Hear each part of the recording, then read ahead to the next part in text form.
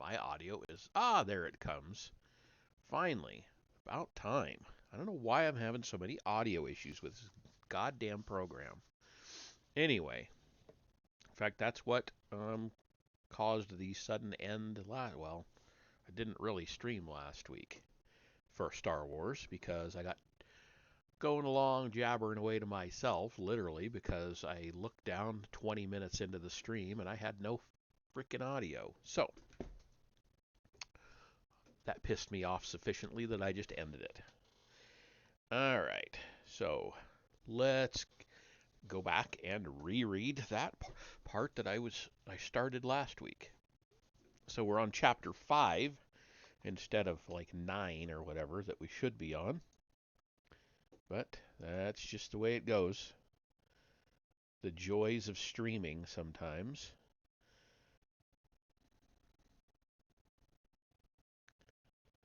Yep. Okay, so I'm going to read 5 through 9, 5, 6, 7, or 5 through 8, sorry, for this time.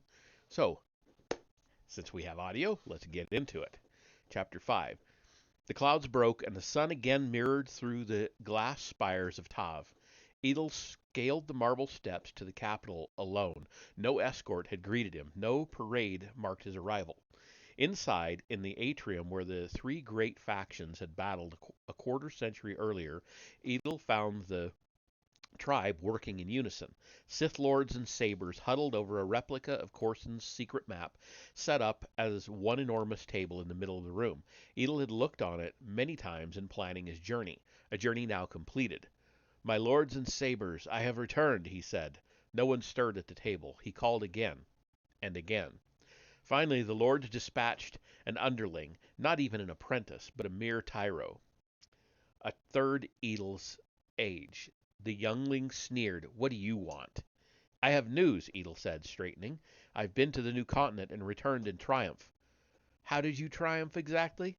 "I got us there. I proved it existed." "Old news," the boy said, still sneering. "The conquest is well under way." A gap opened between the lords standing with their backs to him. Edel saw through the opening that the map table was populated with dozens of markers signifying Sith forces and the airships that brought them. Edel's brow furrowed. "I didn't expect you to invade so quickly." The tyro said nothing. "Very well," Edel said, stepping forward. "I'm prepared to advise—" "No!" The tyro ignited a lightsaber, blocking his way. Ahead, the gap between the planners closed so Edel could no longer see the table. He protested. "I belong here. I confirmed the continent existed." "So? Someone would have done it." "I invented the airships." "Which we can build without you." "But I am High Lord of the tribe of the Sith." "A true Sith would have done something," the tyro said, "not merely looked around. You're a tinkerer, no more." Two hulking guards, previously unseen, grabbed Edel from behind. "Throw him out. He doesn't belong here." Edel gasped and opened his eyes to the night. Clutching the wet sands, he heaved seawater from his lungs. It was a dream. How long had he been out, he wondered, to dream? It felt like a long time, but it couldn't have been more than a few minutes. Looking west along the jagged coastline, he saw four of his companions similarly beached and scrambling from the harbor. A kilometer to the northeast, the remains of Candra still blazed on the water. Unseen, he and his party had dropped due north of the signal station. The balloon had carried the wreckage of the gondola further east. Squinting, he saw Uvok buzzing over the remains, while lights moved on the northern shore across the harbor. They they don't know we're over here yet, he thought. We have a chance. Edel stood rockily. Bruised and waterlogged, but otherwise unhurt, he staggered up the shoreline to meet the others who had survived. Pepin, the Uvok tender, Ulbrich and Jans, two of the warriors, and one of the Kashiri, whose name didn't matter. With Edel there were 5. Was this all that remained from an expedition of 30? "Climb," he said, pointing up a stony tumble-down. Above, atop the western summit, sat a tall white tower ringed by a high wall. Shelter or more enemies, he didn't know, but the compound was much smaller than the one on the northern peninsula, and if anyone had fired missiles from here, they weren't doing it now. Don't use the lightsaber, he whispered. Darkness was ever the Sith's friend, but particularly now. The warriors reached the top of the rise first. Edel heard a loud snap. High Lord! Edel scrambled up to see Ulbrich on the ground, clutching a gushing thigh wound. Meters ahead, a uniformed Kashiri woman crouched behind the corpse of an Uvak and fired glistening shards from an exotic weapon. The shots just missed Jans, who dived for cover behind a ruined hut. Edel heard the projectiles shatter on impact. Glass, he realized, like little shikar blades, and even more dangerous, as Ulbrich's moan attested. The woman spotted Edel and turned her weapon on him. The High Lord leapt just in time. How many more bolts were in that compartment? He didn't want to find out. Hitting the ground, he cupped his hand and ripped at the surface through the force, returning the Kashiri's fire with a spray of sand. The woman was ready for that, but her weapon refused to fire again. Edel went for the shikar he kept in his belt, only to be punched violently by an unseen power. Edel's knees buckled underneath him, and he fell backward, dropping the blade. The woman was on it in half a second, grabbing the weapon and lunging. He caught her arm as she pressed it down, and saw her eyes, wider and set farther apart than any Kashiri eyes he'd ever seen, and full of an angry fear. Drawing strength from her emotions, Edel heaved mightily. The woman tumbled backward, losing her grip on the dagger. When she landed, she found Pepin and Jans looming overhead. Gloved Sith hands grabbed at her, wrestling her to the ground. Reaching his feet, Edel looked at their attacker. The Kashiri woman looked to be about his age. She wore a vest,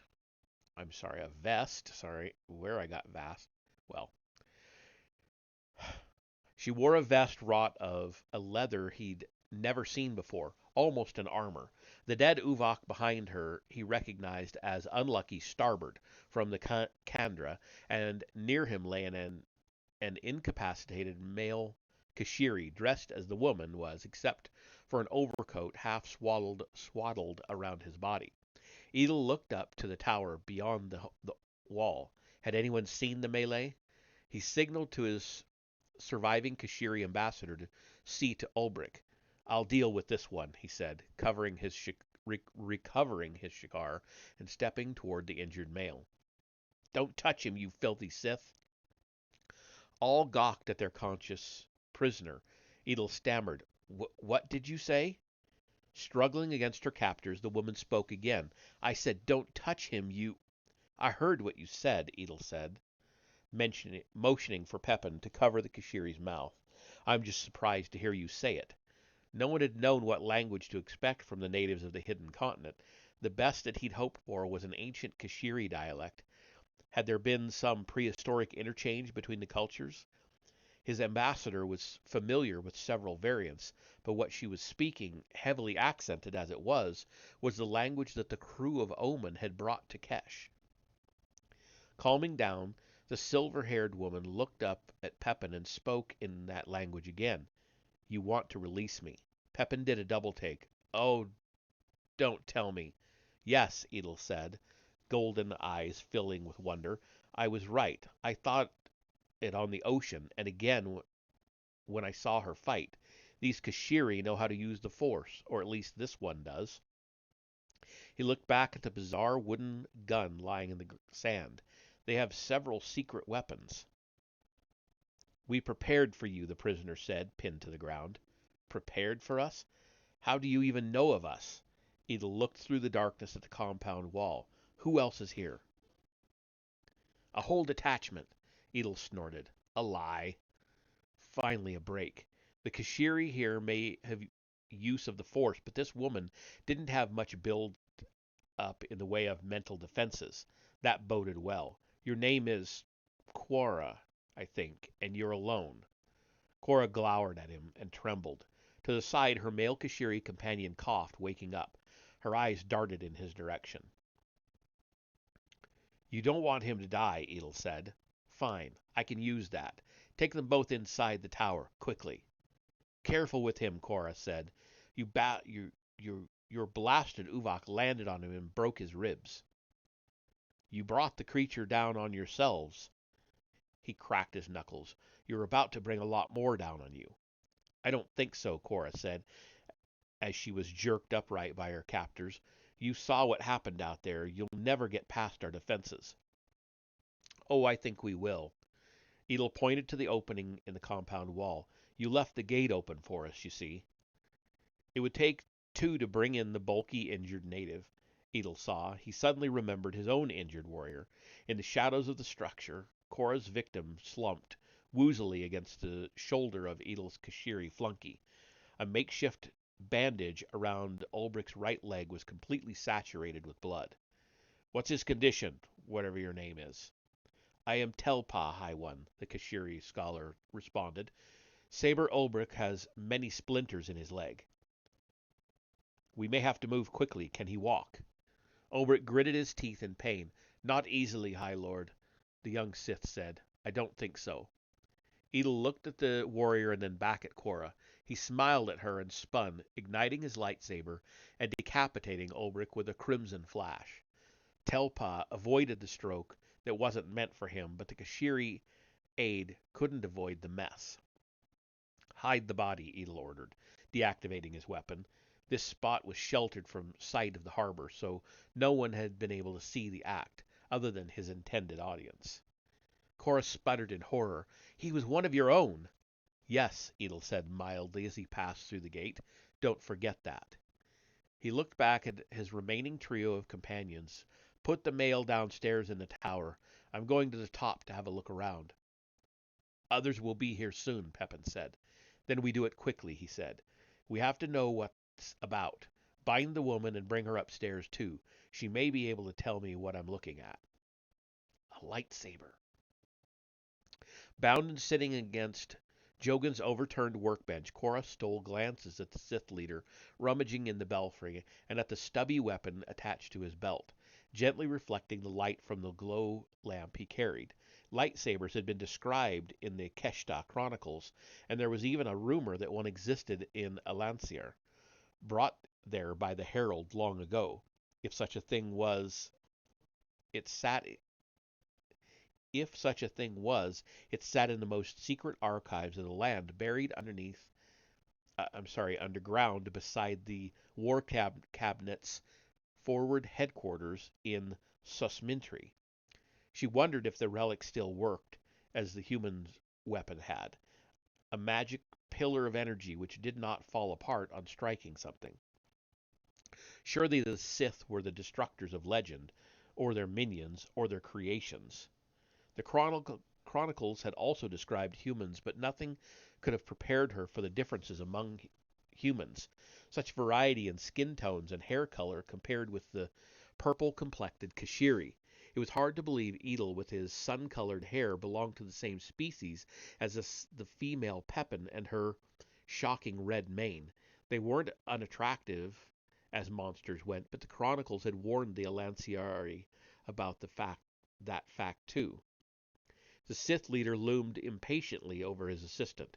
Have you found anything, Telpa? No, High Lord, the old man replied, shifting notes on the floor not far from where she sat. Telpa unnerved Cora most of all. He was Kashiri, and yet not quite, with a lower forehead and a slightly narrower face, not a distant branch of the Kashiri tree, but one removed from hers.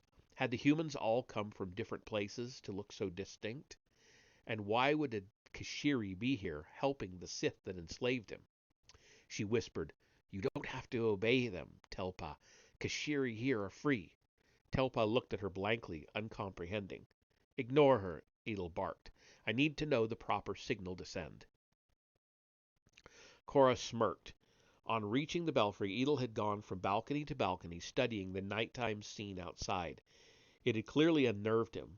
Only ocean blackness to the west and south, armed searchers on the harbor to the north, and along the peninsula to the east, troops were mustering outside the gates of the fortress at Garrow's Neck, preparing to head up the trail toward them. From what the Sith said, the fire globes had been lit there and at all the fortresses to the north, to aid the scouring forces. A good sign, she thought. The Alanciari were no longer afraid of more airships coming in and were mopping up. The only thing that it seemed to go the Sith leader's way was the arrival of two more humans, warriors evidently, cast out from the airship just as he was. They'd emerged uninjured from the harbor near the western tip of Point Defiance, and brought his number up to 6. But if he wanted to prevent the arrival of the troops from the east, his time was running out. The signal, Telpa, the signal! I told you before, I know the all-clear code, Cora piped up. Standing outside by the signal apparatus, Edel looked at her and sneered. I don't think I'd trust the signal you'd send. Your choice, he said. He'd brought her upstairs thinking that by having Jogan in his power, he'd get her cooperation. But even with his leverage, the Sith were nothing if not suspicious, she saw. Edel stomped back into the belfry and stared angrily at the stand with the signal cylinders. In an outburst of force power, he smashed it against the stone wall. Good, she thought. He's cracking. I am not, he said, turning to face the south. Through the open doorway, he saw something far on the horizon. He quickly stepped out. Telpa, over here. You see what I see? The Kashiri slave joined his master at the ledge. A ship, sir. Cora winced. Only shore-guard vessels worked the Western Sea, but the Harvester fleet worked the coral banks in the Southern Passage. Dropping massive stone kedges to fight the fast current, the ships and their divers went out for weeks at a time. They weren't supposed to work this far west, she knew, but captains behind on harvesting their quotas of seafood were known to cut corners. It's good, Edel said, pointing southeast. You see where it is? I bet they can't see the signal tower on that fortress near us at all. He slapped Telpa on the shoulder. Quickly, let's go. Get her downstairs. Forcing Cora up, the slave tightened the cord binding her wrists behind her back and pushed her ahead. Cora looked down into the gaping maw of the stairway and saw an opportunity. It would be easy to step off and plunge to her death. It was, in horrible fact, her responsibility now. No Alanciari could assist the Sith in their invasion plans. She'd already given too much away just by opening her mouth. She took a step into the air, her boot hovering over the emptiness. Something had to be done. No, she thought. She thought of her children at home, and of Jogan, hurt and perhaps dying downstairs. No, there had to be a reason she'd been drawn here now, of all times. And there was hope. Troops were coming. Her marriage might not survive their arrival, but neither would the murderous humans. Newly determined, she tromped down the stairs, followed by Telpa and his master.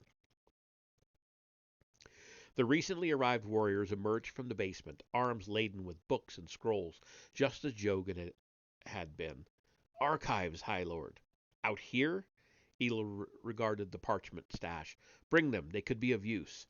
Cora barely stifled a laugh. She imagined what was in Jogan's library. Half of them were probably adventure stories or romances. Suddenly reminded, she looked to the side. From his living quarters, Jogan groaned. Edel shoved her toward Jogan's room. Don't get comfortable. Jogan certainly wasn't comfortable, she saw. The Sith had dumped him on the floor, completely ignoring his bed, but there was more color in his face now. He'd slipped into shock when the Uvok struck him. It had taken all her force skills to keep him alive. She knelt beside him, with her hands tied behind her. All she could do was kiss his bruised cheek. Groggily, Jogan recognized her. This is not how I imagined getting you into my bedroom, he said, slurring his words. Hush now. Jogan heard the alien voices outside and tried to rise, fighting the pain. She nudged him back down. He puffed, spent from the effort. Are those the Sith? Yes, she whispered, caressing the side of his face with hers, but they're not happy right now. We just have to wait. No more waiting, said Edel, standing in the doorway above them. He smirked. Ashamed to interrupt such a loving pair, but we found your boat outside. We're about to take another trip. All of us. Okay, well, we got through that chapter with sound this time. Woo! All right. So, on to chapter 6.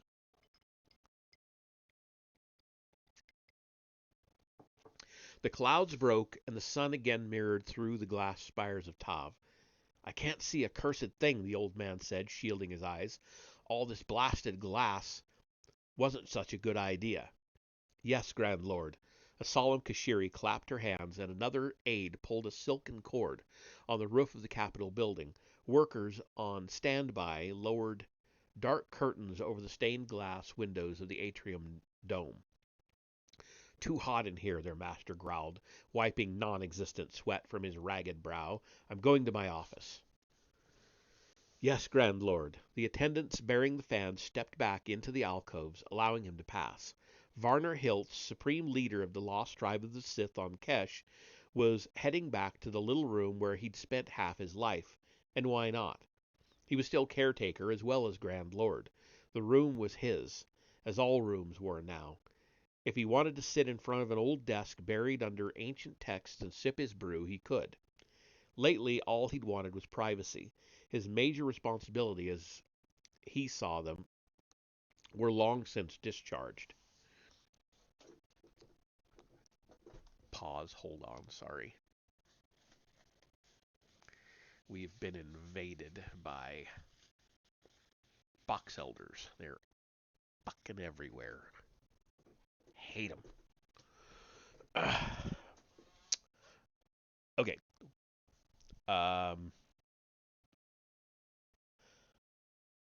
His major responsibilities, as he saw them, were long since discharged. He'd returned the tribe to stability and restored the building he'd loved to its former splendor. The rest was trivial. The octogenarian had lost interest in the day-to-day running of the tribe and in the great mission he had set his people upon 25 years earlier. There were others to handle those things. His consort, Ileana, still robust at 49, had her hands full managing politics. The caretaker, Grand Lord, was still a revered figure for most, but among the Sith, even a loaf of bread would develop enemies if placed upon a throne. No one had been so irreverent as to challenge him directly, but Hiltz wasn't so naive as to think he'd always be given a pass. Though if he got any older, he probably wouldn't be able to tell the blade that struck him from any of his other pains. But those in power are the makers of traditions, and there Hiltz found the unique opportunity that got him up in the mornings.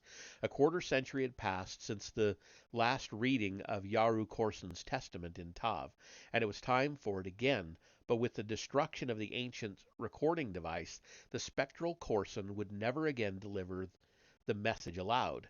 Despite the damage to the archives during the horrible riots of the Great Crisis, the text of the testament still existed. The libraries in Oreg and Elvarnos had escaped total destruction, and if nothing else, Hilt knew the speech by heart. But that same heart, still reasonably strong after all these years, told him that Corson's dying message was no longer appropriate to the moment and for his people.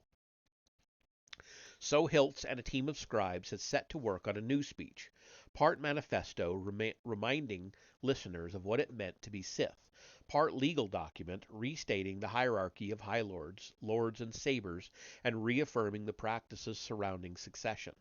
But the meat of the message, and the thing that excited the aged ruler most, was a section recounting the lineage of the humans of Kesh, all the way back to the Tapani members of House Nadantha. For Hiltz, it represented his crowning achievement, beyond even his grand lordship. Soon after the Hiltz restoration began, he and other researchers had started to place everything they'd recently uncovered in context, from the fragmented orders of Naga Sado to Takara Corson's missive to her son. There had always been puzzling references in the ancient writings from the original Omen survivors. Now they all made sense. The humans of the tribe were important in the galactic scheme, and shockingly, they were a people far older than the Sith movement itself. Through the styluses of Kashiri writers more eloquent than he, what had been a simple recounting of events became poetry, calculated to instill the tribe with pride. Blocked from supremacy in the Tapani sector, the members of House Nadantha had struck out to find a new, greater destiny on their own, only to become trapped and enslaved by the Sith of the Stygian caldera, but the tribe's ancestors would not be kept low, especially not after they learned the empowering philosophies of the Sith and the workings of the dark side of the Force. Yes, the Omen crew's arrival on Kesh had been every bit as accidental as their Tapani forebears' arrival in Sith space, but there were no accidents. The first years of the tribe on Kesh had been, in effect, a do-over, in which the humans became the rulers and slavers, and in which the Red Sith were quickly and rightfully extinguished. If only the Tapani refugees had already known the Force when they arrived in the Stygian caldera, how different history might have been. No matter, the tribe was making its own history now. Whatever had become of Nagasado and his kind during the last 2,000 years, the people that would eventually leave Kesh would be independent. A new Sith born of an old people. Hiltz had been tempted to use this true testament to publicly dub the tribe members Nadanthans, but he'd thought better of it. They may have started out as part of an interstellar trading house, but their identity now was in what they'd done since arriving. Years earlier, the Lost Tribe term had carried the ring of failure. Now the words reminded all of what they had already achieved. In becoming lost, the tribe had found so much more. It's good, Hilt said, parchment crackling in his pale hands. Good enough. He set the pages down atop the only level spot. Too bad you couldn't be here for this, Jay. You always liked my stories. Varner, you look like the wrong end of an Uvok. Eh? I don't understand, Ileana Hilt said, billowing in, wearing a satiny gown laden with gems. The redhead pinched his cheeks and frowned. We bring in the best skin specialists for you. I banished them from the realm, he said, rubbing his jaw. They kept wanting to plant trees in my pores. It's an organic poultice, Warner. They're experts. They groom all the best people. Well, now they're grooming icebergs. Shoving his head down, she straightened his collar. Does the irascible ruler routine amuse the Kashiri? Because it doesn't work with me. Nothing worked with you, my dear. He grinned up at her through ceramic teeth. It's one of the truths on which I depend.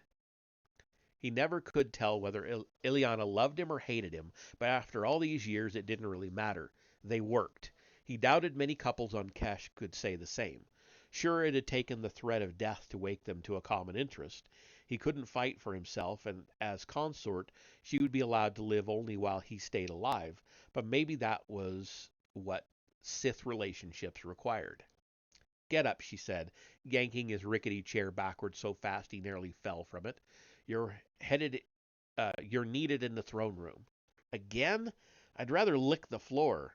He gestured to the almost finished tract on the desk. I'm needed here. This is where I can be effective. Ileana sighed. More words. Shoving her hands under his arm, she forced him to stand. They're all you're about. You were always a poor Sith. Where's your anger, your envy? I grow angry every time I look in the mirror, and I envy every time I see someone shy of 70. She straightened his tunic and bit her lip. This will have to do. The High Lord Corson Bentado is requesting an audience. Hiltz groaned. I knew I'd lived too long. He stared forlornly at the parchment. He'd never get done at this rate. Just send him away. Nothing would make me happier, Ileana said, rolling her eyes, but you put him in charge of the invasion force. Why would I do that? Because I told you to. A Batondo who's busy and is better than a Batondo wandering around finding cults to start. She shrugged. But mostly because I told you to. Bentado, he said sullenly. The man made his sides hurt. Edelvry, now there's a smart man. And you sent him on the expedition, Varner, she said, prodding him toward the door. Now come on, I do everything else around here, but I'm not doing this. Blessings of the dark side to your family, Grand Lord, Corson Batato said. Sitting in the captain's chair from Omen, Hiltz mumbled an inaudible response. Did the Did the dark side bless things? Imbecile. As always, it is an honor to visit this place, this holiest of holies in Tav, Bentado said, gesturing around the throne room with his one remaining hand. Yaru Korson had died before he could ever hold court here, and the long, high-ceilinged room had remained closed until Hiltz reopened it. Bentado rattled on. I stared in wonder outside before the new glass spires. It proves what I've said. The Hiltz restoration only begins on Kesh, but it reaches to the stars, where you will someday restore us all to our rightful place of dominance. Okay. High Lord Bentado strutted before 8 Sith warriors, all dressed as he was in black leather. Well into his 50s, Bentado looked just as he had in his youth, bald with bushy black facial hair. Hiltz suspected he'd had a lot of work done by Ileana's specialists. What kind of man dyes his eyebrows? The news we've been waiting for has arrived at last, Bentado declared. Squab! Bentado faced the great doors, where a hunchbacked Kashiri entered bearing a note. Standing just behind the Grand Lord, Ileana rolled her eyes. Well, she whispered in her husband's shriveled ear, now we know why it took years to get here. Hush, Hilt replied, trying not to laugh. It had been their private joke 5 years earlier, suggesting Squab as Bentado's aide. The High Lord had feigned delight at the recommendation, readily accepting the deformed Kashiri into his retinue of perfect human specimens. They'd wondered how far he'd take it, and were still wondering. Bentado never showed up without his stunted assistant in tow. Bentado took the note and held it aloft. Success, he declared. Our listeners heard the call through the Force just hours ago. Edelvrai has found the hidden land Yaru Korson revealed to us. It exists. He crumpled the parchment in his gloved fist. The probe is done. It's time for the strike. Hiltz looked at his wife. Her sources had told her the same thing earlier in the day, but it was nothing to get excited about. We should wait until Edel gets back. Grand Lord, most of the airships are ready. My crews are staffed and waiting. You agreed if we found anything at all, it was worth conquering with a full force. Bentado turned his face to face his troops. We await your command to strike. You said that. Rubbing her husband's shoulders over the chair back, Ileana smirked. He's not telling you the rest, Grand Lord. My people were listening too. Only one clear message arrived, but there were other emotions sensed later, perhaps. Surprise, shock, confusion. She stopped rubbing, and then nothing. Bentado faced Ileana and raised his stump of a left arm. She'd caused the wound, half a century earlier. We've found a whole new world, consort.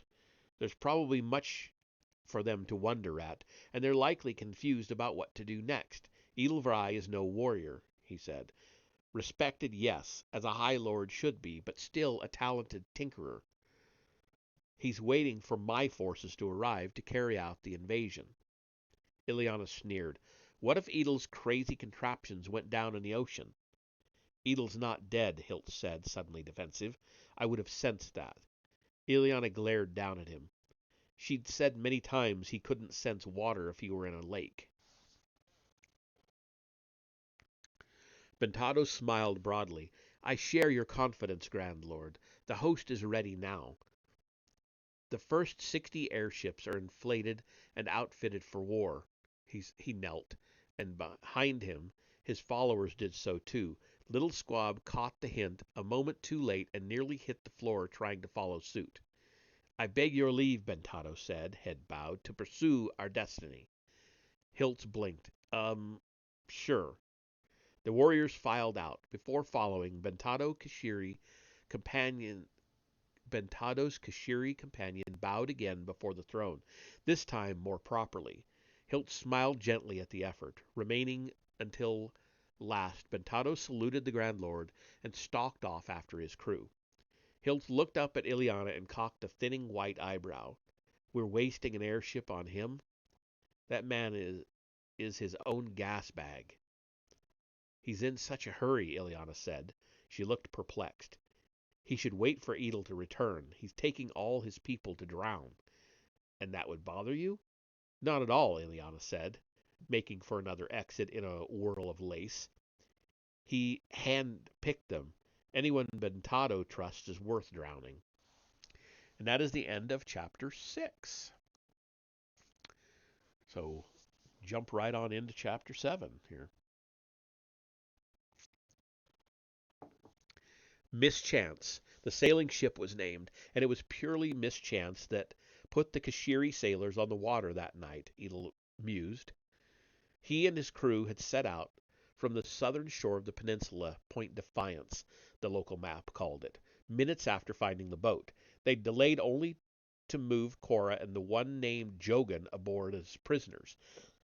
The woman had objected. The feverish male kept fading in and out, but Edel needed a guide, and thus far her spouse, if that was what he was, had served as leverage. The timing was good. The forces from Garrow's Neck arrived just as they were vanishing into the watery night. The troops would find the place empty and ransacked. Ulbricht's body had been dumped down a cistern. Meanwhile, Edel and the company made for the ship he'd seen, rowing hard against the cross-current to reach it while the cover of night remained. The Kashiri sailors had indeed been unaware of the earlier battle. Surprise was absolute. They fought like wild animals nonetheless. It had taken the Sith until dawn to seize control of Mischance, and even then all but one of the defenders had fought to the death. Now, with the sun climbing to the autumnal noontime position in the north, the last mischancer had died in screaming agony under the torture of his questioners. Edel watched from the bow as Pepin emerged from the wheelhouse, removing her gloves. "What did you learn?" "Not much," Pepin said. "For sea farmers, they were made of pretty strong stuff." "Seems to be a local trait," he replied, looking back to the foredeck where Cora and her partner were tied to a mast. "The ship was out here trapping crustaceans. Mischance is due to sit out here for a week before returning." Edel scanned the coastline. There was no signal stations visible anywhere on land, so there was no way for the Kashiri to call Mischance back in, and the only way they could see who was aboard the vessel was aerially aboard Uvok. "We could sit here for a while." Pepin seemed taken aback. "We might not have to, sir. The Kashiri have good maps of the currents down here. Getting home might just be a matter of pulling up anchor." "Home?" Edel looked up at the lone square sail furled on the yardarms. Pepin could figure out how to steer the vessel all right. She'd been on his staff for years, soaking up his knowledge in engineering. They could do it, and it made sense to get home as quickly as possible.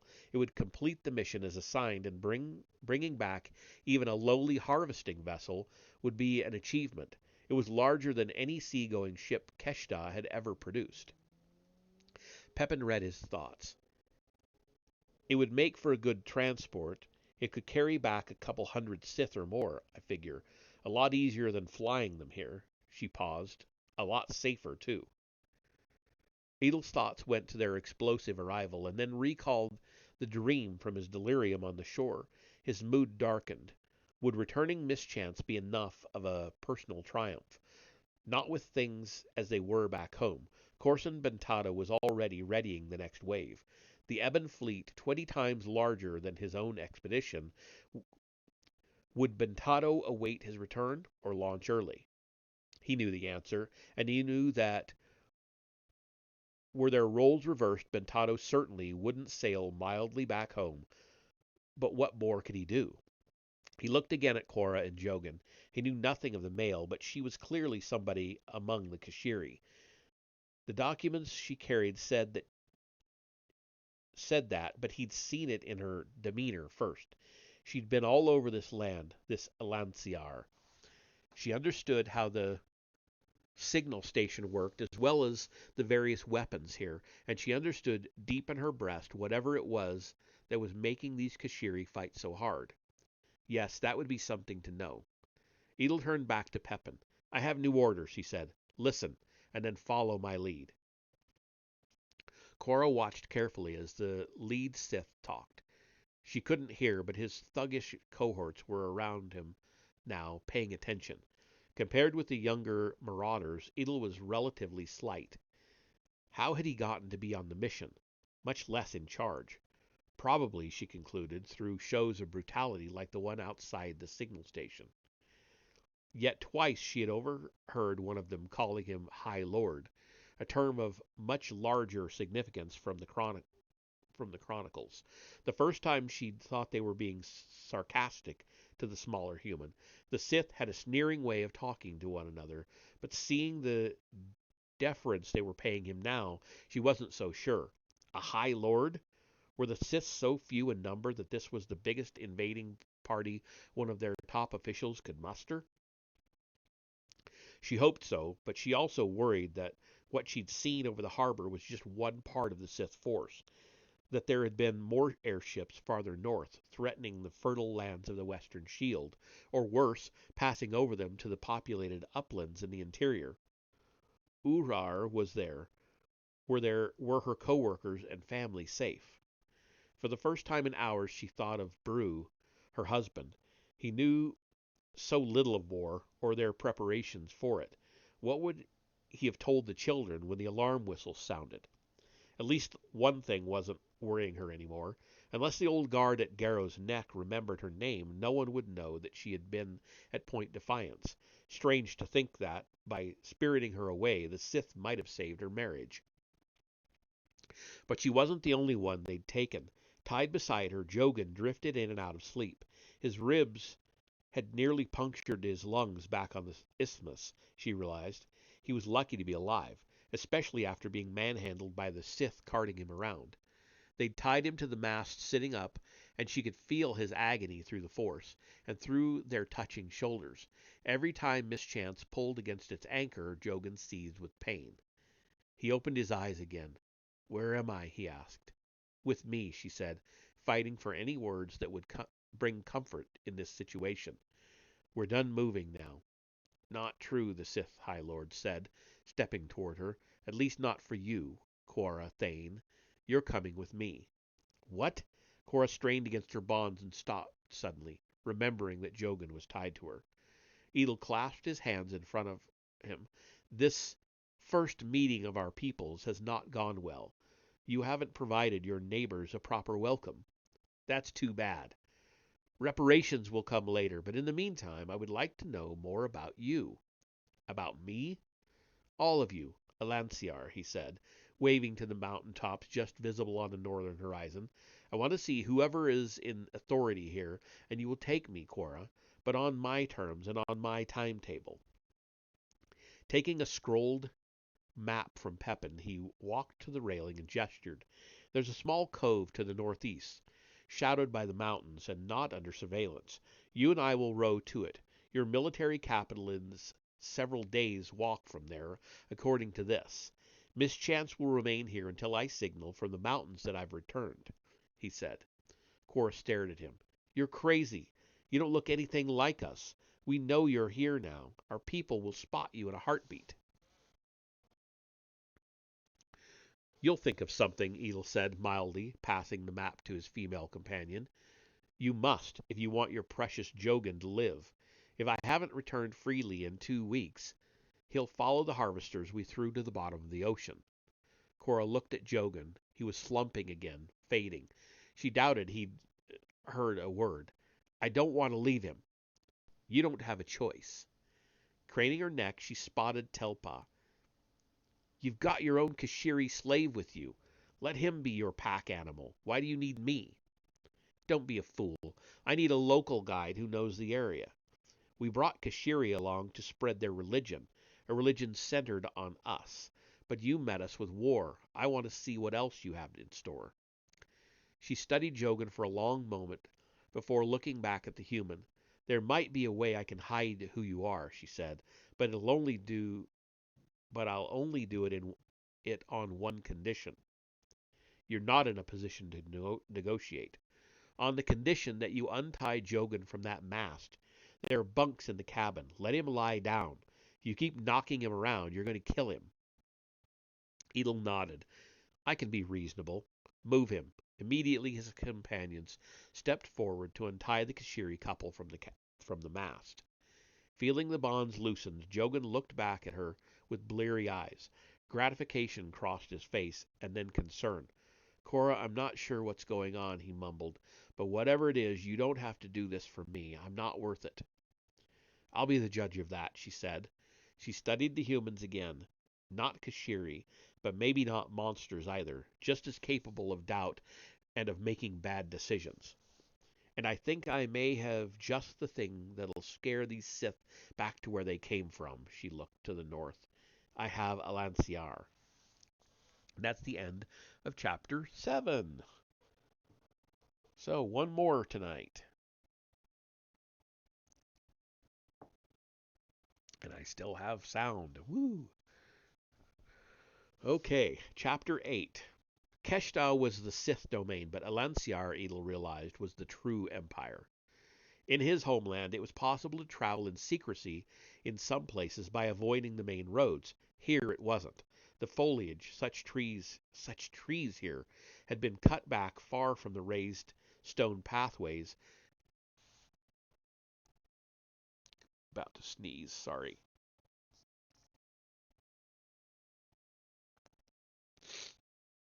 Okay. um, the trees had been cut back from the raised stone pathways, and trenches separated the stands from travelers. Staffed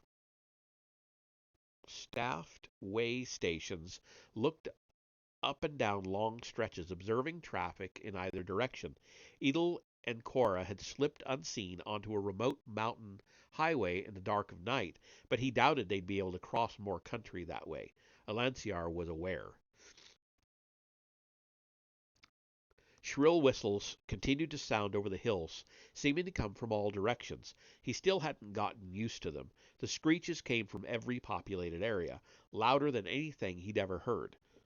Quora had explained them as warning sirens, generated by passing steam through colossal glass pipes. Every village seemed to have one.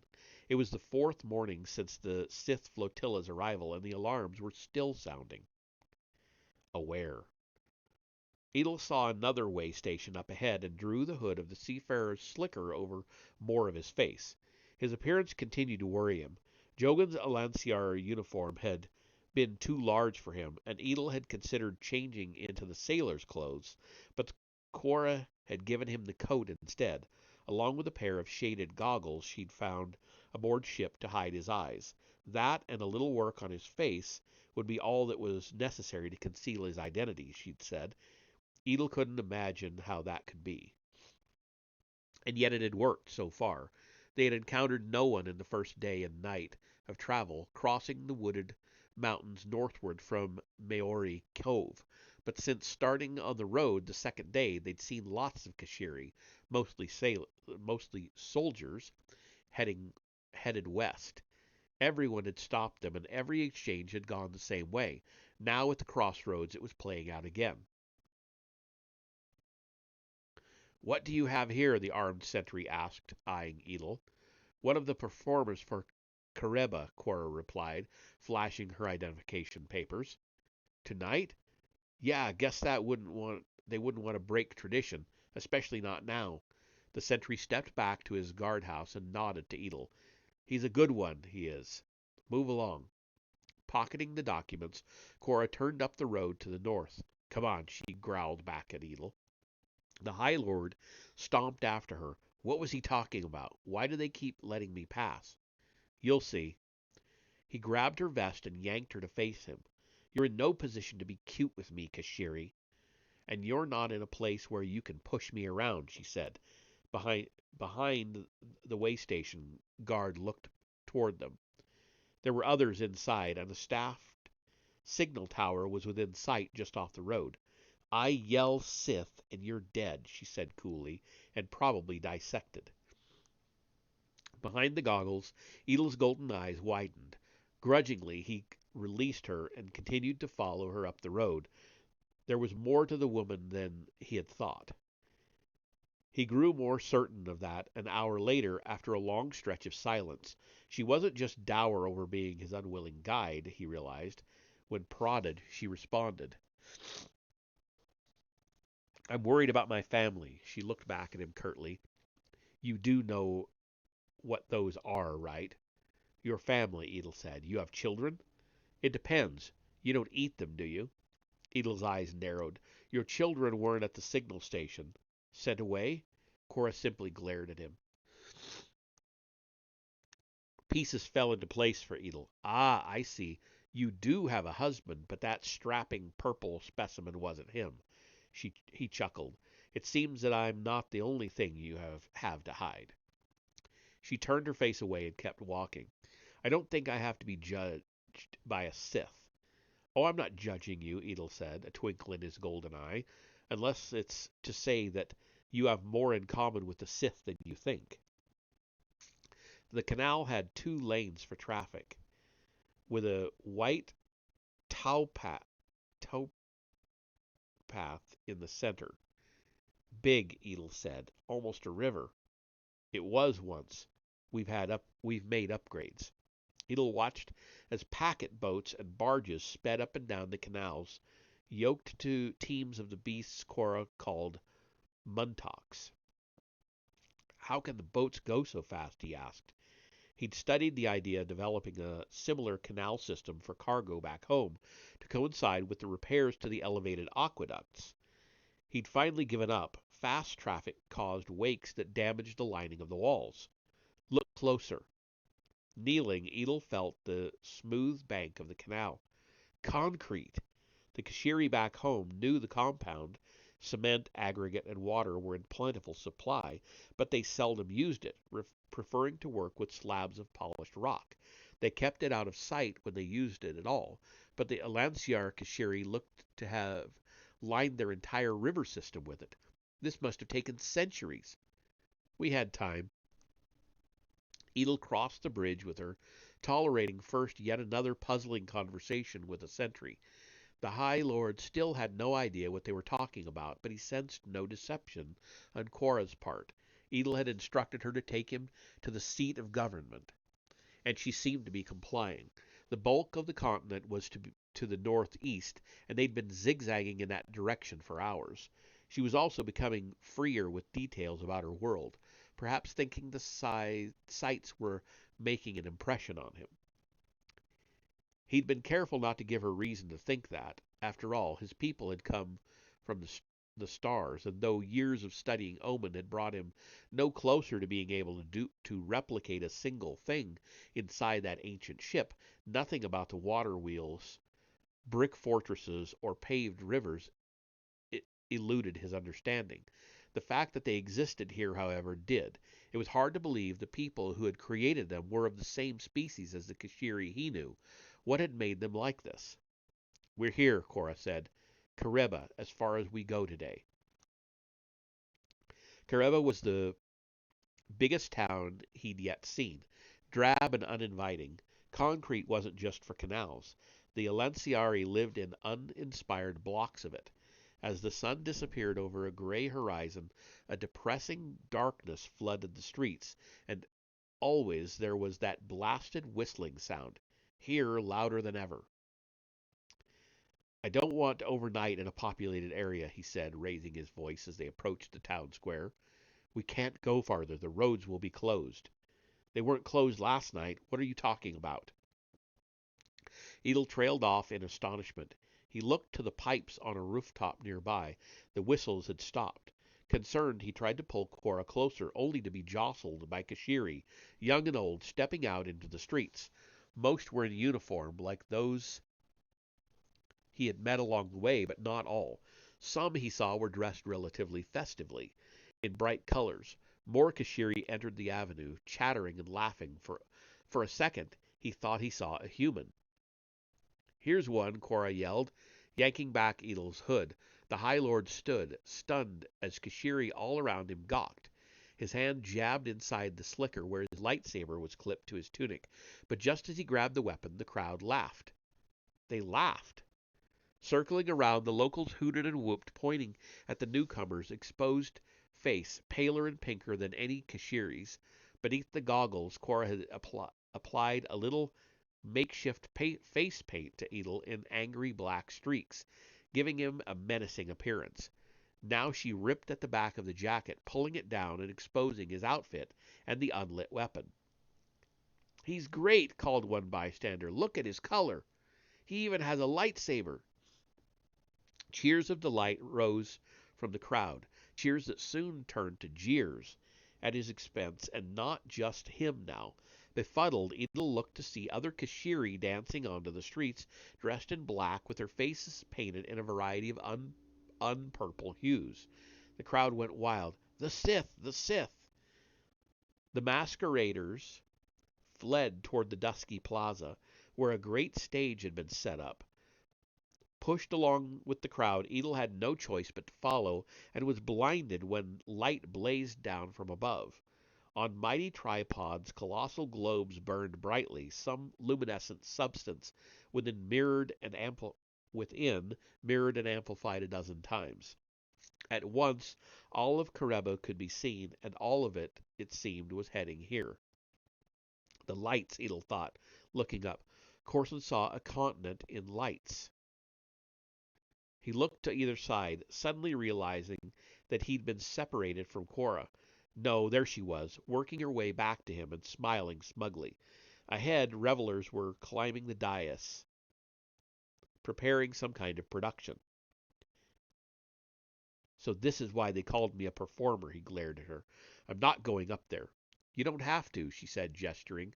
There were Sith in the audience, too, snarling at revelers and receiving boos from excited, uniformed children. "Just be your nasty self."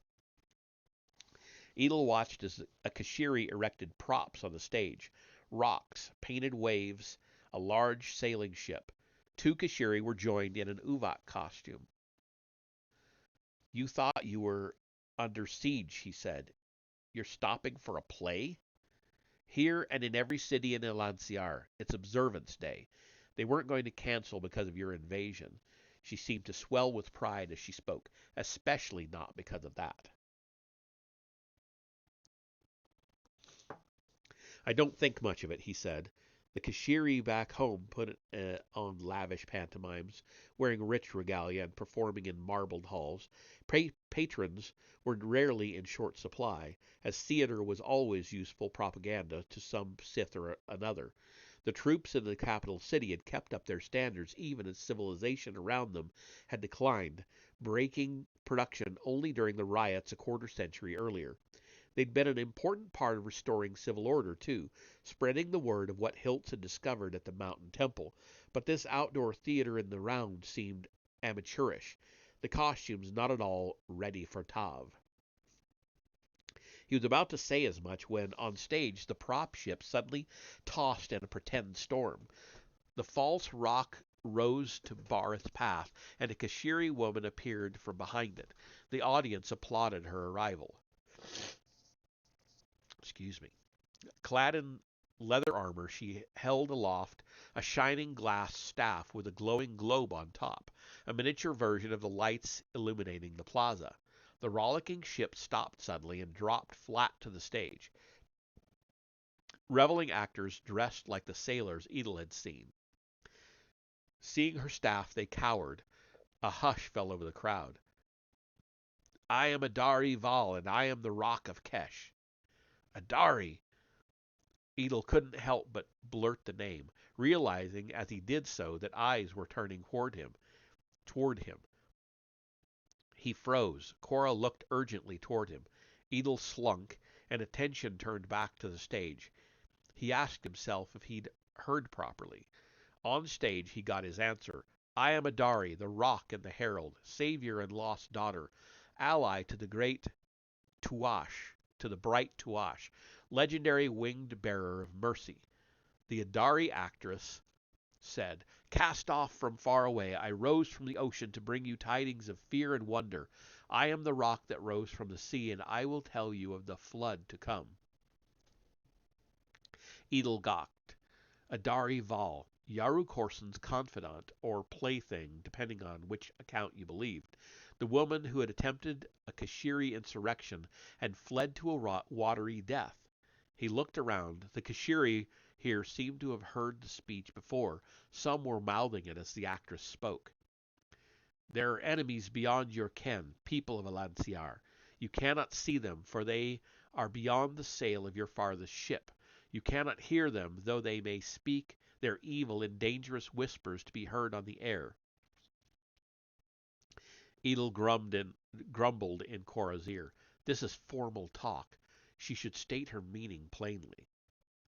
It's a ceremony, she whispered. We do it every 10 years. 10 years was the length of Adari's secret resistance against the tribe, Cora said, and on stage the speaker was telling of that tribe and its evil. The Sith players emerged on stage from behind the same rock. The audience hissed and moaned. Adari raised her staff to the sky. Yes, the Sith are the destructors foretold, but fear not, for I have seen you, Alanciar, and it is superior to Keshta in all of nature's gifts. She walked the perimeter of the stage, pointing outward. Superior in the produce of your forests, fine, strong woods for sailing vessels. The jungles of Keshta yield little that will bear weight. Superior in the creatures of the field, the mighty Shumshar, the swift Muntak beyond the Uvak. Keshta has no creatures that will bear the yoke. We ate them all, a Sith gesture on stage interjected, earning peals of laughter. Throwing his arms before him to simulate a huge belly, he waddled around to derogatory hoots and calls. Fools, fools! Adari smiled. Yes, that too. Alanciar is supreme in the intelligence of its people. With flame broth and mirror you created the fire globes to keep your ways and homes lit. Your canals provide transport. Industry reaches all in Alanciar. Edel looked across the listeners as the recitation of successes continued. Until this moment he'd steeled himself against the sights of Alanciar. It had long been suspected the place was more advanced, but now, surrounded by the enemy, he felt great unease. He'd grown up in a tribe that had lost its way. Nothing had been certain.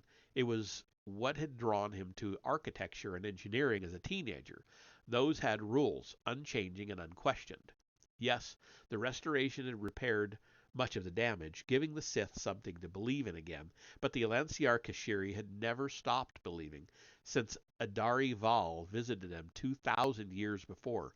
Scanning the faces ahead of him, Edel saw certainty. Why wasn't I born here? I will teach you the language of the evil ones. You will speak it as your native tongue, so as to know them when they arrive. And I give you another gift, the speaker said, lowering the glowing staff in the direction of the Kashiri sailors. The Sith tap is a power known as the Force. It is a power some of you already have within yourselves. As the fire globe touched the first sailor, he ripped off his outer costume to reveal a satiny white outfit glistening with gold. I do not have the power, but you may, and now you know to look for it. You are the protectors of Kesh. She smiled graciously and looked at the audience. And you are as well. You have fought the first battle, she said, adding something new to the obvious delight of the listeners. You won, and you will win again. I declare this day a day of observance. You will always be observant, and one day you will triumph forever. The audience roared in self-congratulation. Edel watched in stunned silence as Cora cheered loudly and clapped. An elderly male stepped onto the stage, identifying himself as the mayor of Kareba. He seconded the call for vigilance. We have all seen this drama before, but this is a special time. Of all times, the enemy has come. Tonight our forces are scouring the peninsulas for any trace of the attackers. They will come again, to be certain. The War Cabinet has deployed anti-air forces to the west. Whether they come again in the same numbers or more, they will die. Die like Sith should. The crowd erupted in shouts, but more organized than before. Fists pumped into the air in unison. Die like Sith! Die like Sith! It was too much. Edel grabbed Cora's arm and pushed his way out of the crowd. Self-conscious, he put on the coat and hood again. He'd wanted to leap on stage and kill the preening yammerers. He could have. Others would have. Why hadn't he? He struggled to control his anger. It wasn't the time, and one little depot town wasn't the place. If what he'd just seen was indeed happening everywhere, then Bentado's invasion force was in peril, and maybe even the tribe itself. We go tomorrow as soon as the roads open, Edel said to Cora in the shadows. I want to see this war cabinet and learn exactly what that Kashiri traitor told you about all of us. And that is the end of chapter 8. And I believe that is all we're going to do for tonight. We have 17 chapters actually. But I read 5, 6, 7, and 8. So that'll be it for tonight. 4 chapters at a time, except for the last reading. So, yeah, I'm going to call it there. I'm not going to raid anybody. I don't see anybody that's on that I feel like raiding. I do like raiding raw dog, hot dog, raw dog, but I'm not up for it tonight. Fridays are a good night to raid, so I'll do it then. So, I will see you in the next reading, which will be Friday. And that will be the next part of Fingerprints of the Gods. We're coming down to the end of that book pretty soon. A few more readings. So, have a good night.